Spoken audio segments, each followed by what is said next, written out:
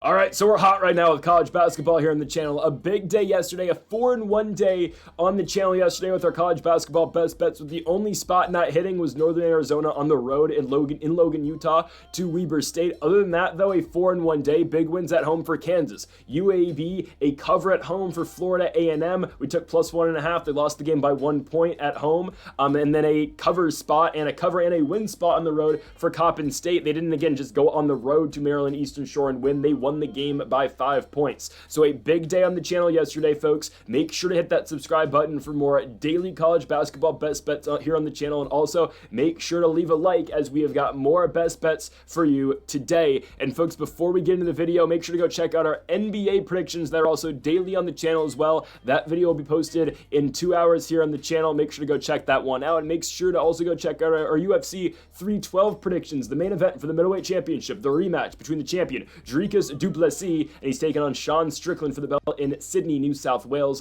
this Saturday. Make sure to check out our full 13 fight card prediction in the description down below. All right, we've got 5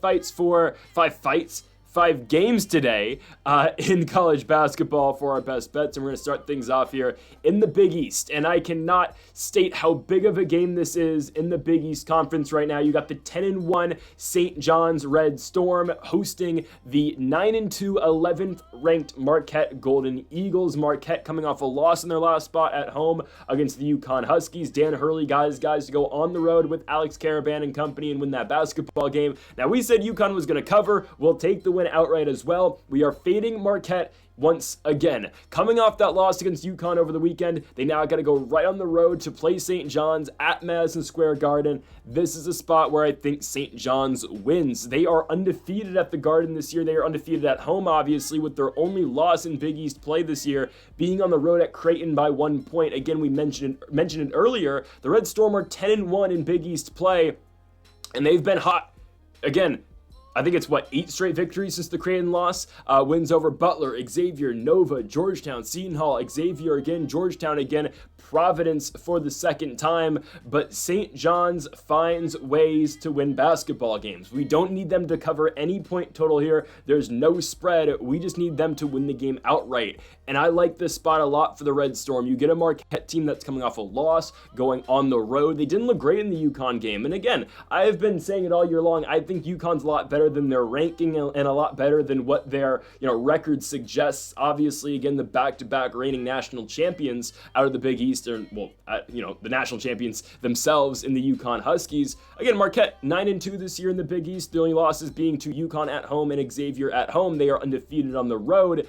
But they've had some close games on the road. We're talking about that win on the road against DePaul, where they won that game at the Wintrust Arena by 2 points. They kind of played it. They kind of had a dogfight against the Butler Bulldogs, no pun intended, on the road as well. They went to Xavier, barely escaped out of Cincinnati with a victory. I think this is a tough matchup for the Marquette Golden Eagles. They're good. I'm not going to deny that. But I think, again, when they have teams like UConn, who we still thought they were going to beat, I didn't think, again, I just thought UConn was going to cover that game. But when they're taking on these elite squads, again, like UConn, who we just mentioned, and now St. John's, this is where they're going to see some trouble. St. John's led by RJ Lewis Jr., a guy who's averaging 17.5 points a game for them. Then you get Zuby, who's averaging 15.5 points and 8 boards a night as well. And there's Kaderi Richmond, who's also averaging 12. And also you get Davion Smith, who's averaging 10 points a night for the Red Storm as well. This is an all-around really good St. John's team. And for the Marquette Golden Eagles, again, I think they're great. They're obviously a tournament team. They're obviously in the elite of the Big East, led by Cam Jones, who's averaging 19, David Joplin with 14.5, Stevie Mitchell, Chase Ross, both average around that 11-point range. I get that. It's just a tough basketball game for Marquette to go on the road and win. It just is. Again, coming off of that loss, they just played that game over the weekend. You don't have any momentum going into this one, and now you're taking on this St. John's team who just got Davion Smith back. Now, I don't know what Davion Smith is going to be for St. John's. Came back, he was out for about a month. Comes back for the Providence game, plays 25 minutes, scores 3 points. I mean, this is a guy, again, who's going to give you double digits every night for St. John's, and that's, again, a little concerning. He's a guy who was at Utah a couple years ago, or last year, then Georgia Tech prior to that, and then his freshman year he was at Mississippi State. Again, that was his first game back though against Providence, only scoring 3. I think he should be fine. But again, we're picking the Red Storm because of guys like RJ Lewis, because of guys like Zuby, as well as averaging again at 14.5 and 8. And I think it's just an extremely tough basketball game for Marquette to go on the road and win. St. John's has been the better team in the Big East all year long. You look at their non-conference schedule, again, only 2 losses non-conference, both neutral site spots against Baylor and Georgia. They have impressive non-conference victories as well. Well, it's New Mexico, obviously, who's a team that's been great, obviously, with their win at Utah State the other night. St. John's has looked good. Again, their only loss in Big East play came on New Year's Eve in a road spot in a low-scoring affair against the Creighton Blue Jays. That's difficult to go on the road and play Creighton. Hell, ask Kansas how that went, right? And I get it, Marquette hasn't gone on the road and lost so far this season. This is the spot where it happens. I think whoever made this line, Vegas, whatnot, I think they expect Marquette to just be the better basketball team. I understand that. It is a 2.5 point spread. I thought it was 1.5, but still, I think they expect Marquette to remain competitive even though the game's not on the road, because again, if this game was in Milwaukee, I'd say Marquette would probably be, 3.5 point favorite, which is fine. We're going to take, again, St. John's being at home to our advantage, and also momentum's a real thing in college basketball, man. Marquette just lost at home to UConn. They had back-to-back really difficult games, and they've known about this on their schedule. Well, you lose the first half of that, and now you got to go on the road and play St. John's right after losing to the UConn Huskies. I don't like the spot for the Golden Eagles. I'm going to take the St. John's Red Storm to win the game at home and cover the 2.5 points as well. We move on to our second best bet of the video, and we get some action. To the Mid-American Conference, we go to Mount Pleasant, Michigan for the Central Michigan Chippewas and the Miami of Ohio Redhawks. I like the underdogs in this spot. I don't know why Miami of Ohio is an underdog in this game. I get their only loss in MAC play is on the road, but that is to the 9-0 now Akron Zips, where they got completely outmatched in that game, lost that game by 27 points, let the Zips score 102 on them. But the Redhawks have been really good this year in MAC play with the exception of that one game. They are 8-1 in MAC play this season. They were all right in their non-conference schedule as well. But again, all that matters is what they've been doing in the MAC this season, and they've been great. Central Michigan has just been one of those mid teams in the Mid-American. They are 4-5 in conference. This is a team who a couple games ago went to upstate New York and lost to the Buffalo Bulls. Ball State came into town. They lost to Ball State at home. They lost to the University of Ohio at home as well. They are beatable. They really are. Sure, they're coming off a victory over Bowling Green, but again, the Falcons are a team that's 2-7 this year in Mid-American play. The Chippewas don't impress me at all. They really don't. I'm surprised we are getting this line. The Chippewas are led by Jacoby Heedy. It's a guy who's going to lead this team in points and rebounds. He's a guard for them, but he averages 13.5 and 7 a night. Once you get past him, it's Anthony Pritchard, who's averaging 13. You get Kyler Vanderot, who's averaging 12. But other than that, there's not that many impressive pieces on this Chippewas team. And I get it, the Redhawks have to go on the road, but I don't think it's that tough of a spot for them here. They have the better players. They have the all-around better team. We're talking about Cam Kraft. We're talking about Peter Suter, Ian Elmer as well. All those guys averaging around 14.5 a night. They've got bigs that can dominate this basketball game, and I truly believe that. Again, the Redhawks have only lost one game so far this year, and that is to the best team in the conference on the road. In every other spot this season, they have excelled. It is their first matchup against the Chippewas, but look again, back-to-back victories at home going into this one, a win over Eastern Michigan, a win over Ohio. They've been able to go on the road and win so far. Kent State's a good basketball team. The Golden Flashes have given teams problems all year long. This team goes to Kent, Ohio, and beats that team by 9. They went to Ball State, who just beat Central Michigan. They go on the road to Ball, Indiana, and win the game by 8 points. I'm fine here with the Redhawks. I really am.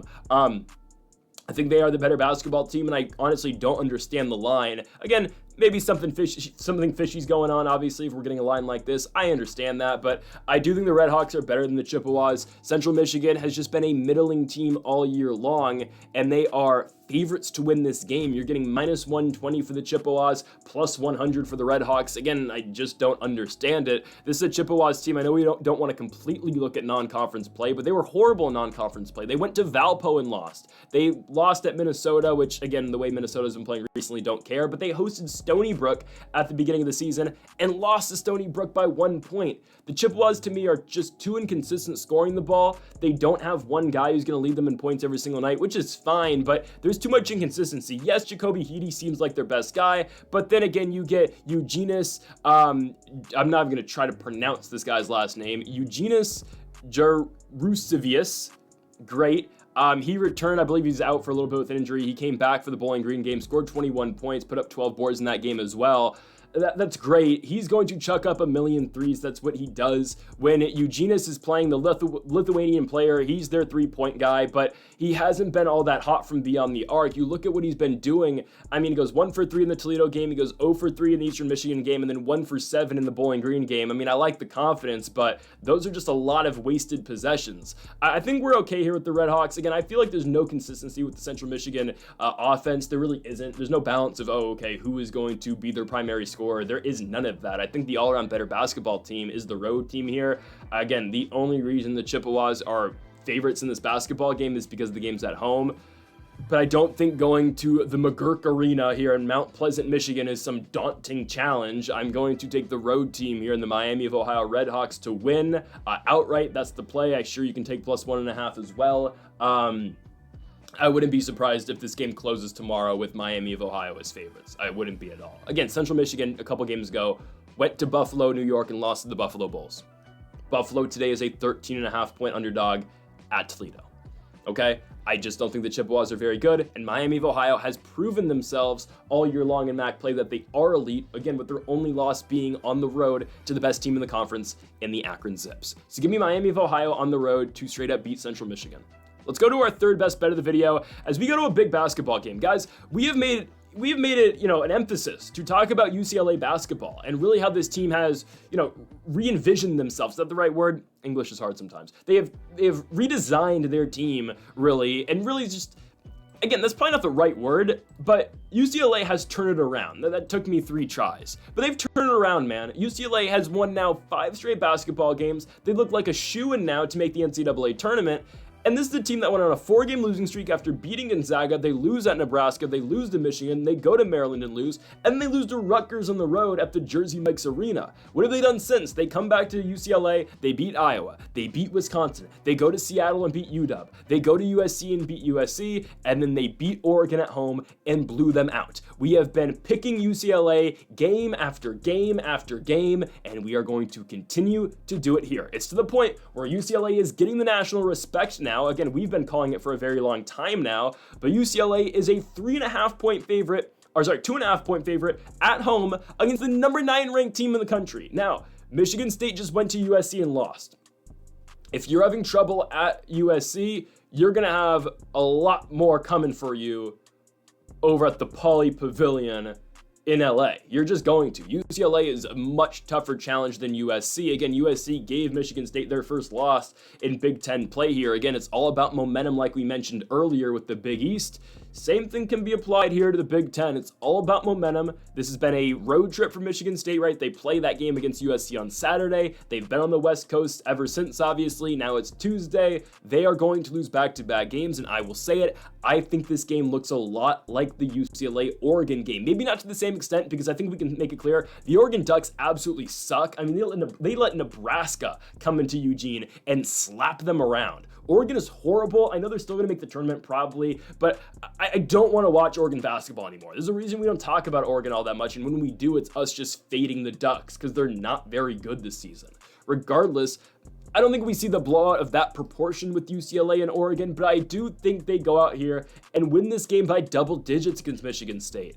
And you know what I'm going to talk about here, but it's more than true. It's Adai Mara. I know Mara, again, with Tyler Bilodeau being back, Mara is not, playing that same role that he was when he was starting and playing those 30 minutes a night. But still, Adai Mara plays 20 minutes, comes off the bench in that game against Oregon, plays good minutes in that basketball game, puts up 3 blocks, scores 7 points. But again, this guy is such a presence around the rim.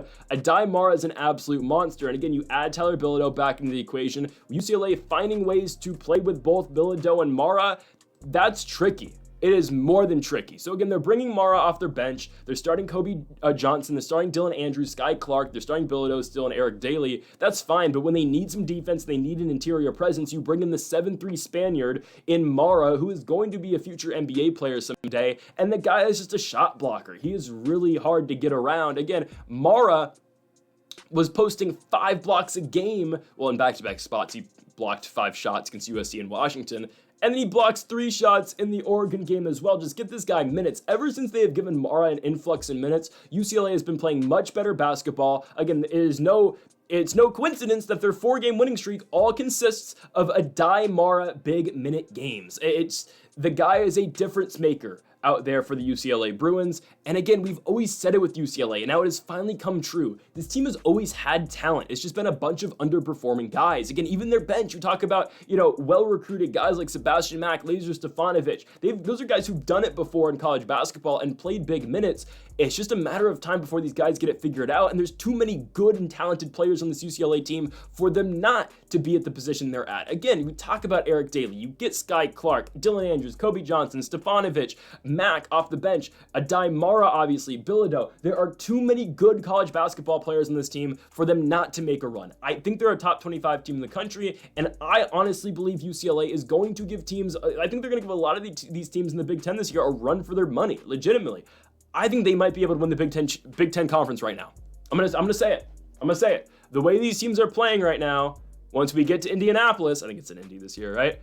I think UCLA might have a chance. That's all I'm saying. This is a team that I'm not against winning the entire thing. I know it might be a bold take right now because we're still in early February, but this is just going to be another game that's going to prove how good the Bruins are. Again, you get Michigan State, who just lost to USC. They've been on the road for a while now, obviously just waiting in California and Southern California for this game. I think UCLA is able to outscore this team, a Michigan State team that's led by Jaden Akins, Jace Richardson, Cohen Carr, Trey Holloman. They play good defense. Sure, I will give them that.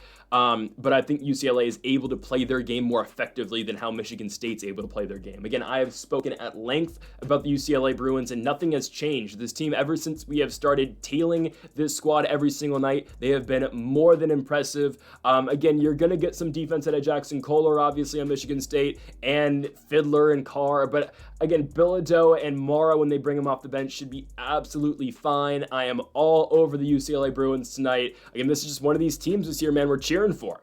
We picked up on UCLA early. Look at them go. Them and the Lobos, man. Just saying. UCLA and New Mexico, those are the squads we're cheering for, obviously. Give me the UCLA Bruins, though, to win this basketball game at home and pick up a top 10 victory over the number 9 ranked Michigan State Spartans, winning the game and covering the 3.5 points as well. Let's move on to the Mountain West as we go to the Save Mart Center in Fresno, California. We've got the Fresno State Bulldogs taking on the San Jose State Spartans. I like SJSU on the road. This is a rivalry game. It's the Bay versus the Valley. I've gone to the football games multiple times between San Jose State and Fresno State, but now here's the rivalry in basketball. Nobody really cares, I'll be honest with you. But we do, because we're taking San Jose State. There's levels to the Mountain West right now, guys. There are clear levels. I will quickly break down the Mountain West right now. As New Mexico just showed, they're at the top. Okay, by the way, San Jose State's the only team with a victory over New Mexico. I was at that game. It was very surprising. New Mexico, by far the best team in the conference. Gap, Utah State. Slight gap, Colorado State, San Diego State, Boise State. Gap, UNLV, Nevada, Wyoming. UNLV, Nevada, gap. San Jose State, small gap. Wyoming, gap. Air Force, huge gap. Fresno State. Sorry, Fresno State, huge gap. Arizona. Let's try this again. Fresno State, huge gap. Air Force. There. Okay? That's how you can, really tier rank the Mountain West. San Jose State's on a completely different level than Fresno State. Trust me, I've watched both these teams play in person this year. San Jose State actually has explosive scoring, and Fresno State does not play defense to save their life. They just don't. They don't. Now, we did predict Fresno State's only victory so far in Mountain West play when they beat the Air Force at home, and that's really the only game I think Fresno State has the capability of winning in the Mountain West this season. They don't play defense. They have no interior presence. They don't really guard the three-point line. You might be thinking to yourself, what do they do? I don't know. They don't play defense. They are a horrible defensive bunch. They've been without one of their best players in Amar Aguilar for a while. Their 6'5" forward's been out since the USD game.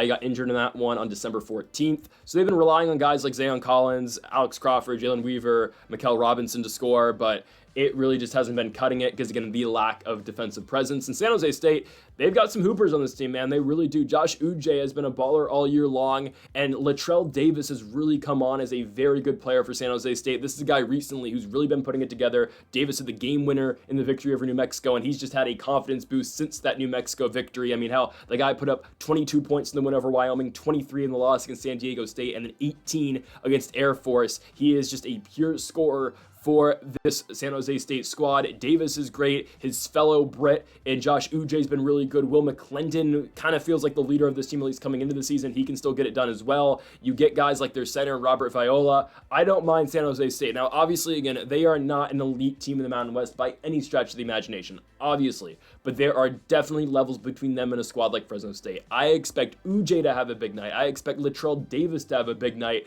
And I'd expect San Jose State to put it on Fresno in this one. 3.5 points to me certainly just is not enough. I think they win this game by about 6 or 7. I don't care the game's in Fresno. It is a 2.5-hour bus ride, or if they fly, it'll be like 20 minutes. I don't know. But trust me, Fresno State's already at that point of the season. They're demoralized. This game being a rivalry game doesn't really matter. It's a college basketball rivalry game between two teams that, these are football schools, I guess, if you want to call San Jose State a football school. Shout out Nick Nash. Nick Nash is going to be a, 4th round pick, hopefully, this year in the NFL draft. Anyways, I like San Jose State to go on the road. Again, Fresno does not play good defense at all, and I know San Jose State can score. I've seen them clutch out huge victories again over the best team in the conference in the New Mexico Lobos. So I'm all over San Jose State here. They're going to go on the road and cover the 3.5 points against Fresno State. I don't even know if this game's on TV, because ESPN is not listing a broadcast channel for this game. So you might just have to follow along on the Real app, because I don't know, this game might not be televised. We might have to listen to the radio, like the good old days. I wasn't around for that, but obviously, give me San Jose State on the road in the Valley to beat Fresno State and cover. Next up, we go to our final game of the night. It's the nightcap, 8 p.m. in Provo, Utah. We've got the Arizona Wildcats going on the road to take on BYU. It's a similar spot to the MAC game we were talking about. Legitimately, it is. A good team in the conference. Again, we're talking about Miami of Ohio and Arizona going to a middling team, but I'll make the case BYU is much better than what Central Michigan is in the Mid-American, but regardless, taking on a middling team, BYU's better than that, but still on the road. And Arizona is an underdog on the road against Brigham Young. I don't entirely get it. I understand they went to Lubbock earlier this year and lost at Texas Tech, but this is a team that went to Cincinnati when they were still ranked and beat them. They went to WVU, they went to Morgantown and beat West Virginia when they were ranked as well.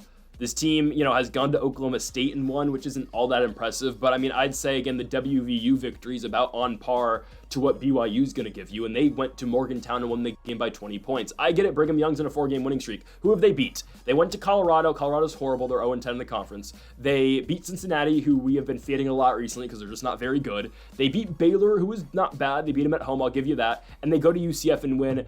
The Knights are the most hit-and-miss team in this conference. I'm serious. They will have nights. Hall will have nights where he drops 35, 40 points, and there will be other nights where UCF cannot get anything going offensively, okay? I don't think Brigham Young's at the level of Arizona. Arizona is playing off all that momentum they got, obviously, in their victory against Iowa State. Then they parlayed that into a road win in Tempe against Arizona State against their rivals, and now they get the BYU game. Caleb Love's not suspended, I'm pretty sure, right? I'm fairly certain he's not suspended after getting ejected in the ASU game. Which is fine because Caleb Love obviously hit that, game-tying half-court shot, more than half-court shot in the win over Iowa State. Yeah, I'm fairly certain Caleb Love is not suspended, which is fine. Caleb Love, again, the leading scorer of Arizona. He is kind of hit and miss in all fairness, but when Caleb Love is on, there are not many better players on the planet than Caleb Love. Again, the big key word is if he is on. Caleb Love is really great. There are times though where Love just kind of just doesn't feel like he's on the court. But in big games, I do think he's able to step up. This is a nationally televised game on ESPN. It's the night game at 8 p.m. Again, on the road in Provo. Maybe Conor McGregor will show up again and start a chant.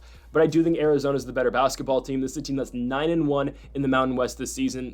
In the Big 12. We've seen them go on the road and win. I know, again, the loss to Texas Tech isn't great, but it is what it is. BYU, I know they're on a winning streak. I'm not completely sold yet on BYU. Guys, AJ's not here yet. Just saying. Richie Saunders still leads the team in points with 15. You get Igor, who's averaging 10. Trevin Nell, who's averaging 10. It's not that impressive of a team.